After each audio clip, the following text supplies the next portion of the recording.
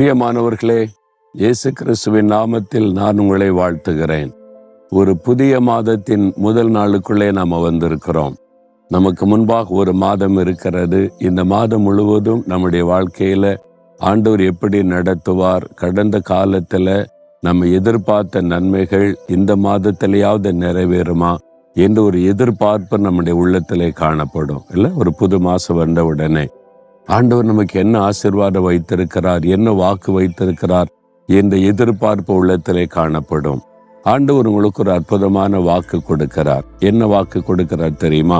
யோவான் 15:7 இயேசு சொல்லுகிறார், நீங்கள் கேட்டுக்கொள்வது எதுவோ அது உங்களுக்கு செய்யப்படும். என் மகனே, என் மகளே, நீ கேட்டுக்கொள்வது எதுவோ நான் அதை உனக்கு செய்வேன் என்று ஆண்டவர் சொல்றார். ஆனால் பெரும்பாலும் நம்ம என்ன நினைக்கிறோம்? எனக்காக ஒரு ஊழியக்காரர் ஜெபம் பண்ணணும், எனக்காக எங்களுடைய ஊழியக்காரர் ஜெபிக்கணும், அல்லது இந்த ஊழியக்காரர் ஜெபிக்கணும், அவங்கள்ட்ட சொல்லிட்டு அவங்க நமக்காக வேண்டிக் கொள்ளுவாங்க. இப்படி மற்றவர்களுடைய ஜெபத்தை எதிர்பார்த்து நம்ம அதிகமான பேர் பழகிவிட்டோம். அதனால நமக்கு ஒரு தேவை, ஜெபம், ஒரு காரியத்தை கேட்கணும்னா கூட யார்கிட்ட சொல்லலாம், யார் நமக்காக வேண்டிக் கொள்ளுவாங்க என்பதிலே கவனம் செலுத்துகிறோம். அப்படி ஊழியர்கள் மற்றவர்கள் நமக்காக ஜெபிப்பது தவறு அல்ல. ஆனா ஆண்டவருடைய எதிர்பார்ப்பு என்ன? நீ கேளு, என் மகளே நீ கேளு, என் மகனை நீ கேளு, நீ வேண்டிக் கொள்வதை நான் உனக்கு செய்வேன் என்று ஆண்டவர் சொல்றார். சில சமயத்துல ஊழியக்காரங்க ஜெபம் பண்ண கூட ஆண்டவர் கேட்க மாட்டார். ஏன் தெரியுமா? அவன் கேட்கட்டும் நான் செய்யறேன் அப்படின்னு சொல்லிடுவார். இங்க திறப்பின் வாசல் ஜெபம் இருக்குல்ல, ஆயிரக்கணக்கான மக்கள் வர்றாங்க. ஒரு சமயம் ஒரு ஐயா பாருங்க, அவருக்கு அந்த வலது கை செயலற்று விட்டாரு. தூக்க முடியாது, பயங்கரமா வலிக்கும், ரொம்ப பாதிப்பு. அதனால கையை பயன்படுத்த கூட முடியாது. எத்தனையோ ஆஸ்பத்திரி ட்ரீட்மெண்ட் போய் சுகம் கிடைக்கல. இல்லை, இந்த நால்மாடியில ஜெபம் நடக்குது, அங்க போங்க, மோகன்லாஸை ஜெபம் பண்ண சுகமாயிரும் அப்படின்னு சொல்லி இருக்கிறாங்க. இதை கேள்விப்பட்டு வந்தாரா, காலையில வந்துட்டாரு. எப்பண்டா இந்த கூட்டம் முடியும், ஜெபம் முடியும், மோகன்லாஸை செப்பம் பார்க்கலாம், ஜெபிக்கலான்னே காத்திருந்தார் அவரு. எல்லாரும் ஜெபம் பண்ணுவாங்க, உங்க தேவைக்காக ஜெபிங்க, ஆண்டவர் அற்புதம் செய்வான்னு நான் வழி நடத்தினா எல்லாரும் ஜெபிச்சா இவரு மாத்திரம் கண்ணை திறந்து மேடையை பார்த்துக்கிட்டே இருப்பாரு, எப்போ முடியும்னு சொல்லி. முடிஞ்ச உடனே முன்னால் வந்து முழங்கால் போட்டுருவார். நான் எல்லாருக்காக ஒருவருக்காக ஜெபிக்கிறது உண்டு, விரும்புகிறவங்களுக்கு. அது மாதிரி முழங்கால் போட்டு எனக்கு சோகமாயிடணும், மோகன்லாஸ் கை வச்சா சோகமாயிடணும்னு உட்கார்ந்துருந்தார். நான் கை வைத்து வழக்கம் எல்லாருக்கும் ஜெபிக்கிற மாதிரி ஜெபிச்சுட்டு போனேன்னா வலியும் போகலை, சுகமும் ஆகலை. என்னடா எல்லாரும் சொன்னாங்க மோகன்லாஸ் கிட்ட போன சுகமாக்கிடுவாருனாங்க, சுகமே ஆகலையே அப்படின்னு போயிட்டார். அடுத்த மாசம் வந்துட்டார்.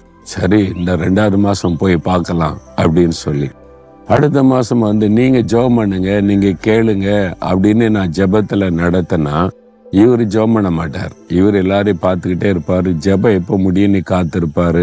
முடிஞ்ச உடனே முழங்கால் போட்டவர் வந்து 2வது மாசமா நான் ஜெபம் பண்ணேன்னா ஒன்றும் நடக்கலை, சுகமே ஆகலை.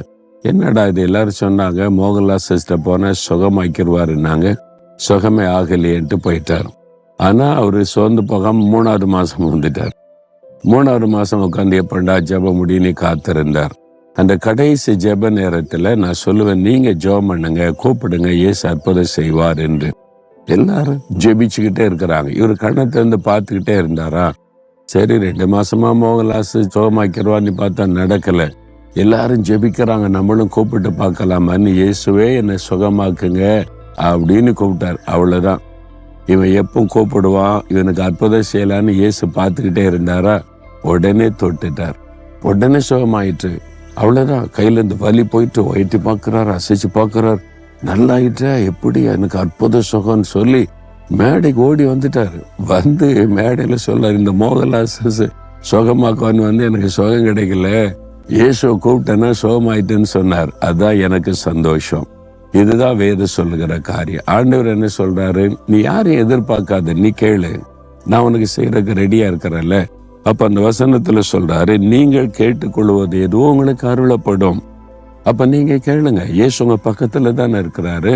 இயேசுவே எனக்கு இதை செய்யுங்க, எனக்கு உதவி செய்யுங்க, எனக்கு குணமாக்குங்க, எனக்கு இந்த அற்புதம் செய்யுங்க, எனக்கு இந்த காரியத்தை வாய்க்க பண்ணுங்க, என் குடும்பத்துல இந்த நன்மை நடக்கணும், இந்த காரியத்துல எனக்கு ஒரு விடுதலை கொடுங்க. நீங்க கேளுங்க.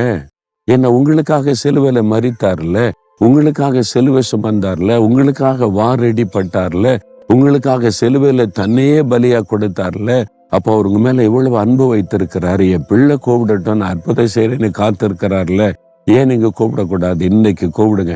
இந்த மாசத்துல உங்களுக்கு என்னென்ன நடக்கணும், இந்த மாதத்துல உங்களுக்கு ப்ரொமோஷன் வேணுமா, கடன் பிரச்சனை மாறணுமா, இந்த வியாதி நீங்கணுமா, இந்த காரியம் வாய்க்கணுமா, இந்த காரியம் ஜெயமாகணுமா, இந்த வழி திறக்கப்படணுமா, இன்றைக்கு கேளுங்க.